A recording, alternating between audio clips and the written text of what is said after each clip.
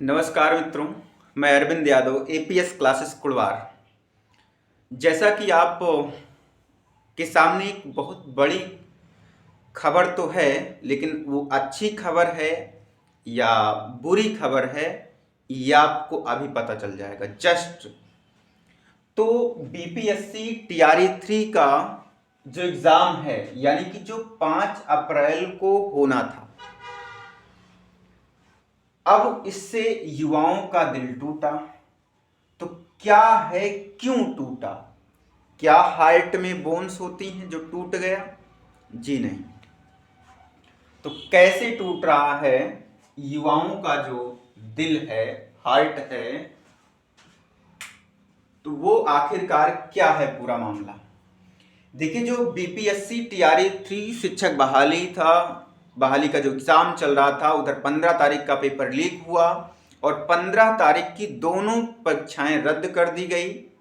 और जो 16 को एग्ज़ाम 9, 10 और 11, 12 का होना था, उसको स्थगित कर दी गई थी।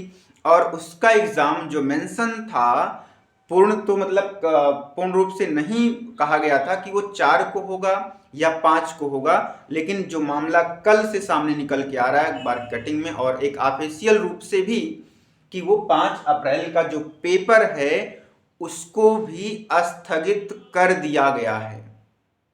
यानी 5 अप्रैल वाला जो पेपर था 9, 10 और 11, 12 का उस टाइम होना था, उसको भी पूर्ण रूप से स्थगित कर दिया गया है। क्यों ऐसा कि लिया गया निर्णय?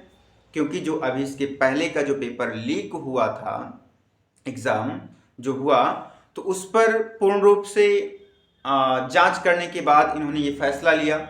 तो अब क्या होगा? अब जो प्राइमरी और जूनियर, उसके बाद जो टीजीटी लेवल का और पीजीटी लेवल का जो एग्ज़ाम है, ये दोनों एग्ज़ाम फिर से एक साथ अलग अलग डेट पर कराए जाएंगे। अब इसी बीच में एस्टेट का क्या मामला है? एस्टेट के लिए अभी कोई सुनवाई नहीं है। तो एस्टेट का यानी कि जो, अब आपको बता दें, जो प्राइमरी है, जो प्राथमिक का, और जो जूनियर हैं, उसके बाद 9, 10 और 11, 12 का जो पेपर है, ये एक साथ पुनः फिर से कराए जाएंगे। जिस तरह से आपका 15 और 16 डेट रखी गई थी मार्च में, उसी तरह से अप्रैल में भी हो सकता है इसकी कोई डेट निकाली जाए। लेकिन अगर ये अप्रैल में नहीं होता है,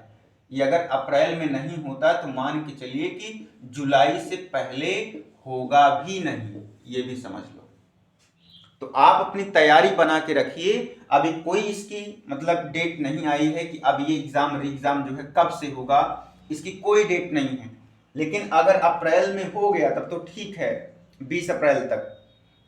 अगर ऐसा नहीं होता है तब ये मान के चलिए 20 अप्रैल क्या, 11 अप्रैल तक ही मान के चलिए, 11, 12 तक।